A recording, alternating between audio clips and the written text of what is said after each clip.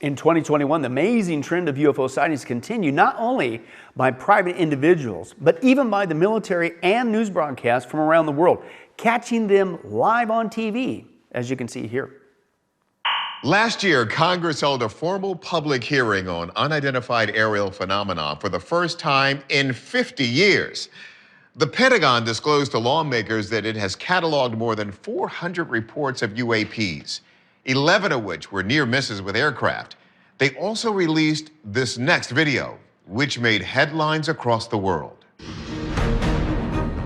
It's 2021, and a Navy pilot is flying his F-18 fighter jet off the East Coast when reports come in of a strange object in his airspace. As the pilot scans the skies, he also takes out his cell phone, and that's when he captures this. Watch closely. Did you catch that? It's not something you'd have seen in Top Gun. Let's zoom in. For a split second, what appears to be an unknown spherical metallic object hurtles past the plane. According to journalist Amy Title, when this video was shown to Congress, the mysterious craft shook the halls of Capitol Hill. The U.S. government could not say for certain what is in this video, but it is something physically going by the window. Mr. Bray, can you describe what we're looking at? What are we observing? It's reflective in this video, somewhat reflective, and it quickly passes by the cockpit of the aircraft. It is significant that the government is saying that they are in fact real and that they are in fact unexplained. But what makes this such a mystery? Title explains it's that this craft has hallmarks of what UFO investigators call the 5 observables. They typically demonstrate anti-gravity lift, they can accelerate very quickly, and they can move at hypersonic speeds without any kind of exhaust. They're very hard to see or use some kind of cloaking. They can move from water to air seamlessly. This object appears to be flying at Mach speeds without any visible means of propulsion. The question for Congress and the Pentagon, why do the vast majority of these unidentified objects seem to target military aircraft? A lot of UAP sightings come from aircraft. So there are some who believe that this alien technology is surveilling humans and is targeting aircraft as a means to explore and study the technology here on Earth. We go first to aviation expert Tim McMillan. Are we simply seeing another aircraft or even a drone? We definitely do not see the wings or any of the control surfaces that you should see in a fixed-wing drone or airplane. And then in terms of a rotary wing drone or helicopter, we don't see the rotors. Cubes and balls don't fly. So if it's not ours, is it coming from somewhere further away, like outer space? It doesn't match our flight physics. My opinion, anything is on the table till it's not. Could be an alien, who knows? But it's definitely unknown, and so it's really intriguing.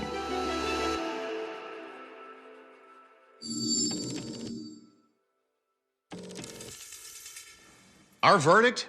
Genuine UFO. Our experts agree with naval intelligence. They also have no idea what they're looking at. The good news? The Pentagon is now taking this seriously enough that it's established a special task force to detect, identify, and attribute objects of interest. We're looking forward to their next report. Vera, le ministre russe des Affaires étrangères a déclaré que la Russie était prête à rompre les relations avec l'Union européenne. Est-ce que vous avez plus de précisions?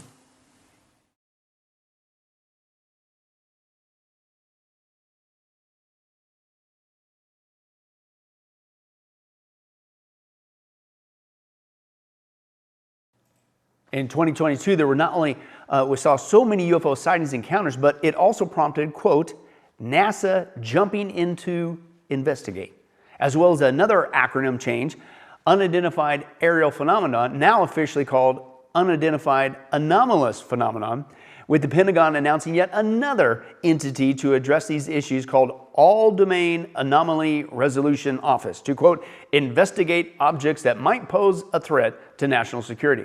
In fact, in 2022, UFOs, UAPs, or whatever you want to call them now, were touted as being, quote, arguably the biggest year for UFOs, as you can see here.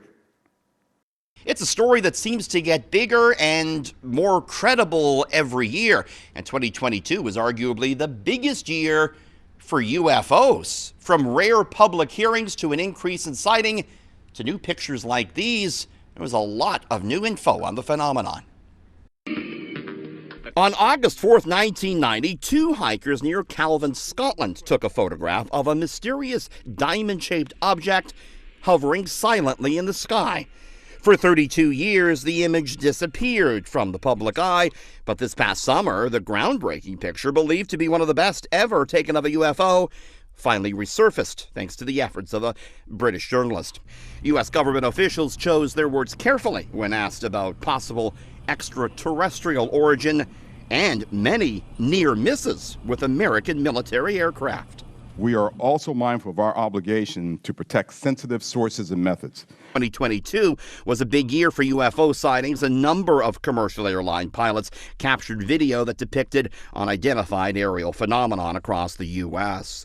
Many everyday Canadians see them as well. A report this year found Canadians see UFOs in the sky at a rate on average 3 times a day. 2022 also saw more notable individuals speaking out on the matter, like famed British astronaut Tim Peake. When you see the video footage, it is quite remarkable. It does seem extraordinary as to what these machines are capable of. Is it some sort of uncrewed robotic type object from another civilization? Is it something, I heard one theory where a pilot was talking about potentially in the future they've developed time travel. Is it something that's come back from the future? The U.S. government continues its push for the truth, pushing the Director of National Intelligence for more updates on unexplained aerial phenomena. Not only did 2023 start off with hundreds of UFO sightings, as usual, all over the world, but it was also the year that UFO whistleblowers escalated, exposing many major cover-ups like this one mentioned by Tucker Carlson. In journalism, curiosity is the gravest crime. Yesterday, for example, a former Air Force officer who worked for years in military intelligence came forward as a whistleblower to reveal that the U.S. government has physical evidence of crashed non-human-made aircraft, as well as the bodies of the pilots who flew those aircraft. The Pentagon has spent decades studying these otherworldly remains in order to build more technologically advanced weapons systems. Okay, that's what the former intel officer revealed, and it was clear he was telling the truth.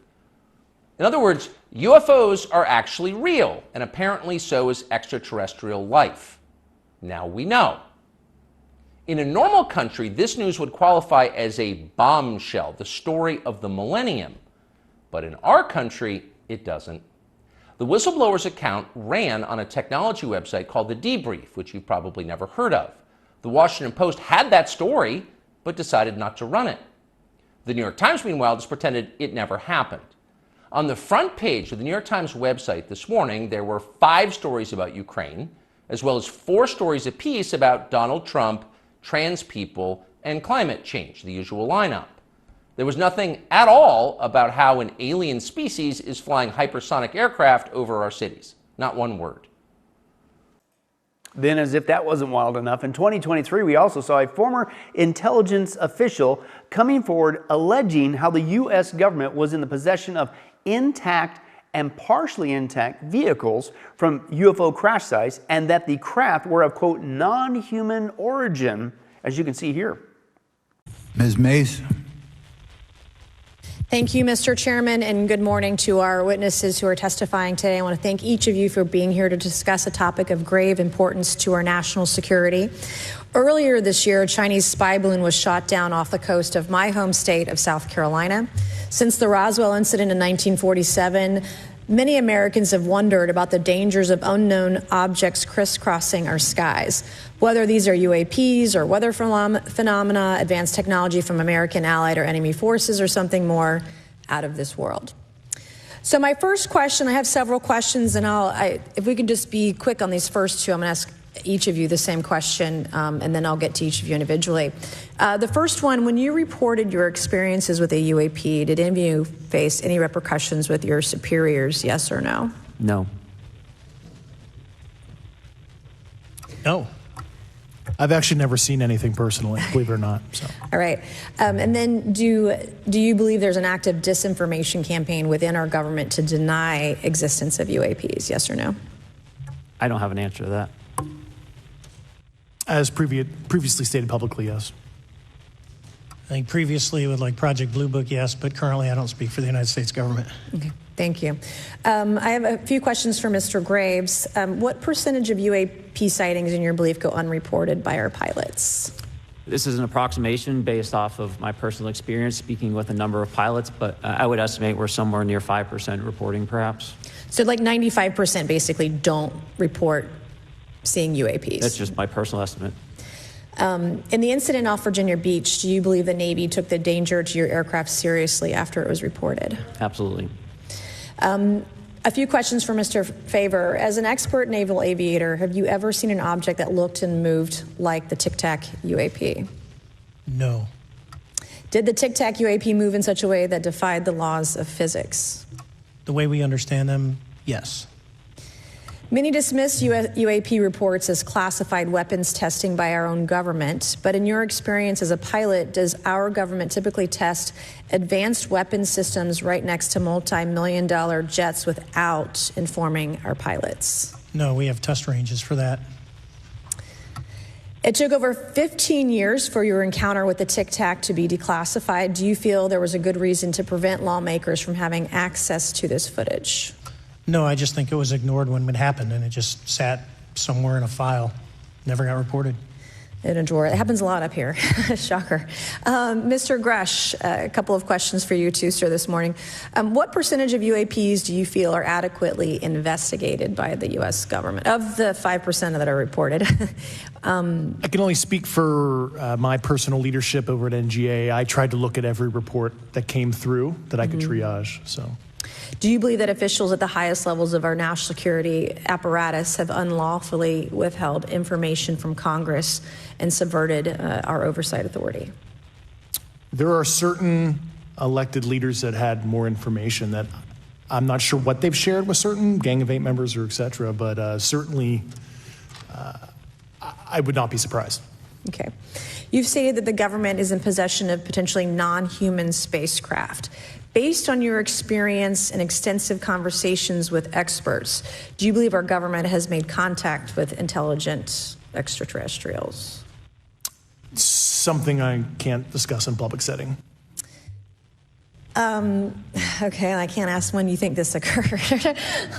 If you believe we have crashed craft, stated earlier, do we have the bodies of the pilots who piloted this craft?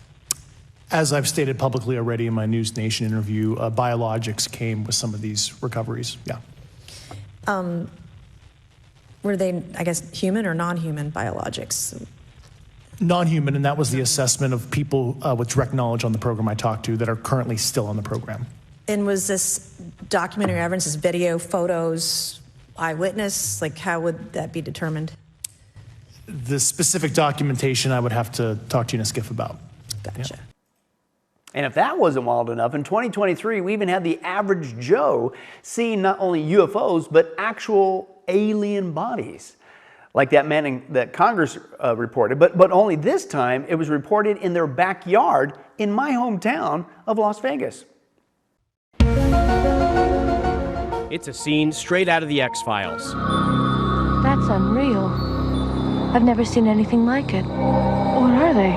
A family in Las Vegas insisting something is out there after allegedly having a close encounter of the third kind. I swear to God, this is not a joke. One witness calling 911 after they say an object fell out of the sky and landed in their backyard. They're like 9 foot, 10 foot tall. They look like aliens to us. Big eyes, they have big eyes. The mysterious object that fell from the sky, even the officers apparently saw that. The green glow of the alleged UFO is seen on this newly released body camera footage. I have butterflies, bro. Everyone saw a shooting star, then these people say there's aliens in their backyard. So when that 911 call came in, less than an hour later, police were ready to believe it. It was like a big creature. A big creature? Yeah, like around 10 feet tall. Because I'm not going to BS you guys. One of my partners said they saw something fall out of the sky too, so that's why I'm kind of curious. Did you see anything land in your backyard? Or? But after a brief investigation of the yard, officers closed the case as unfounded. If those 9 foot beings come back, don't call us, all right? Deal with it yourself. I ain't dealing with that.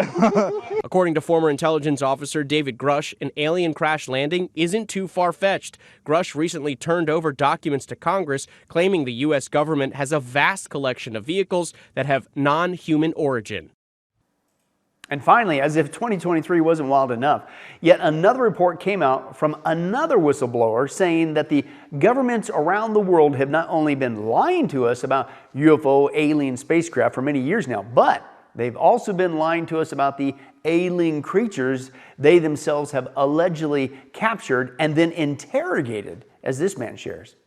Well, to an exclusive report now here at Redacted. The film that you are about to see is jaw-dropping, and it was passed over by the New York Times. The New York Times had an opportunity to run this story, and they didn't. And we are here now at Redacted going to run this story. We're going to show you this unbelievable film in just a moment. But what's more astonishing, however, might be the cover-up and the secrecy of this top-secret film. My guest today is Jon Stewart, former candidate for Illinois governor and U.S. Congress. He spent more than 5 years investigating, proving the provenance of this alleged film, this top-secret film, which we're about to show you, and which you are about to see. And it purportedly shows an alien, an extraterrestrial, biological entity being interrogated at the S2 facility in 1997 by members of the U.S. military. Yes, an alien creature being interrogated by members of the U.S. military. And just a few weeks ago, our guest, Jon Stewart, hand-delivered his entire investigation to Congressman Tim Burchett's office.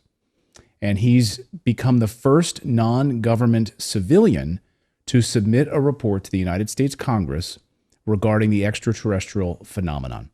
And Jon joins us now. Jon, welcome to the show. It's a pleasure to have you here on Redacted.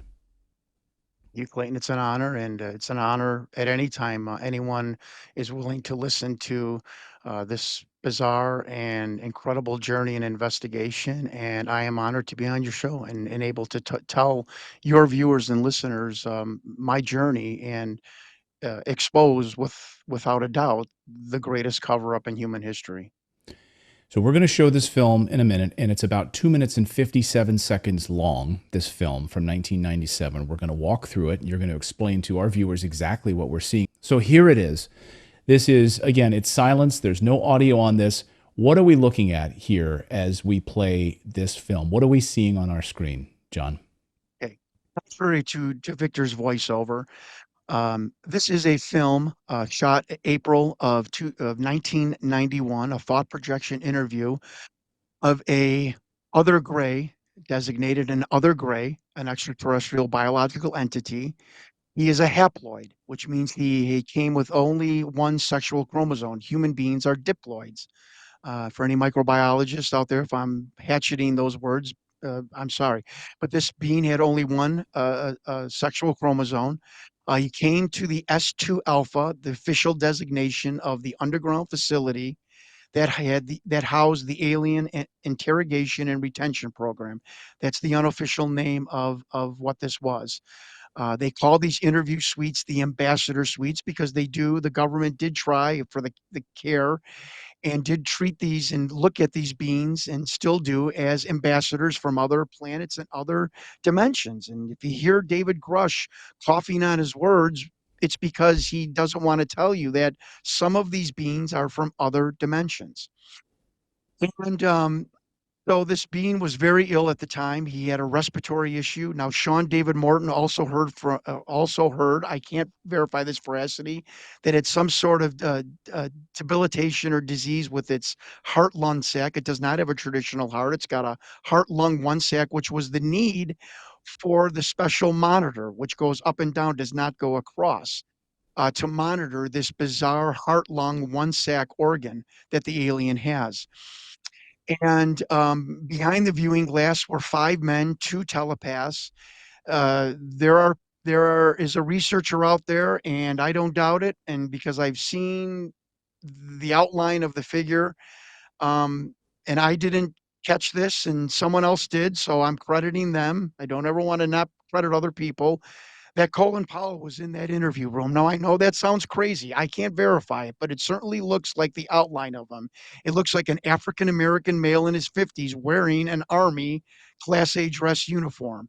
Funny, the Rear Admiral that was on my list was the person that reported intelligence to the Joint Chiefs of Staff. Interesting. But that's how bizarre this film has gotten. And I'm not even going to tell you anything about the telepaths because I don't want it to get into the Da Vinci Code.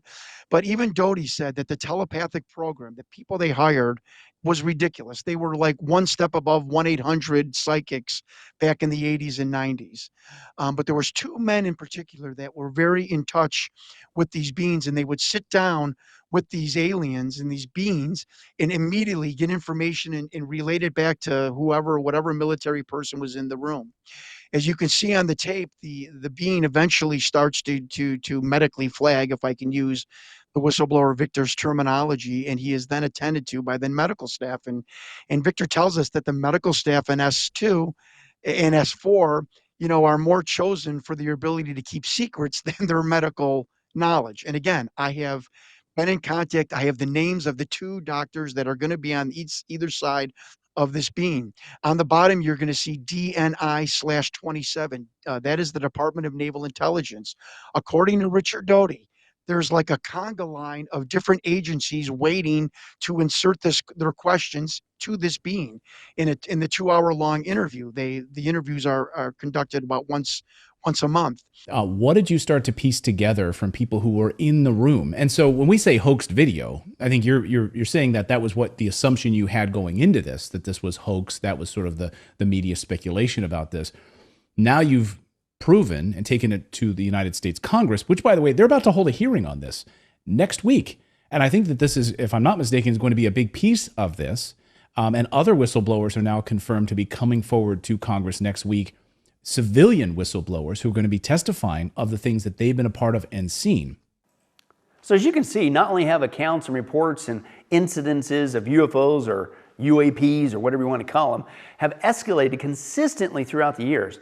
But even more recently, so has the admittance of alien creatures themselves.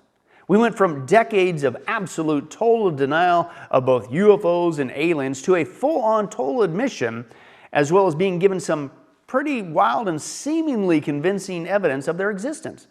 Clearly, something is going on a global scale, and somebody wants us to believe in the existence of UFOs and aliens. But who? And why? And for what purpose? This is what we're going to investigate next.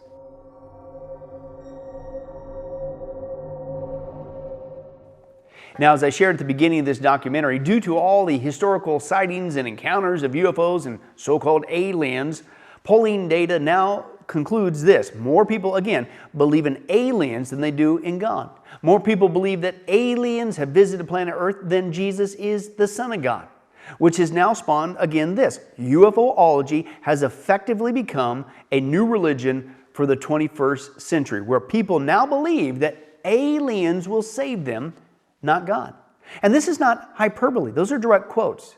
And there's actually a ton of people out there now and from around the world who now, I'm not joking, religiously worship the idea of UFOs and aliens as the new saviors of the planet. In fact, let me share with you just a few of those religions. You got the Aetherius Society. The Aetherius Society was founded in the United Kingdom in 1955 by a guy named George King, who claimed to have been contacted telepathically by an alien intelligence called Aetherius, who represented an interplanetary parliament. These transmissions were recorded as George sat in an altered state of consciousness and then delivered these alien transmissions via his own voice box. He also taught yoga practices, so-called spiritual healing, Eastern mantras,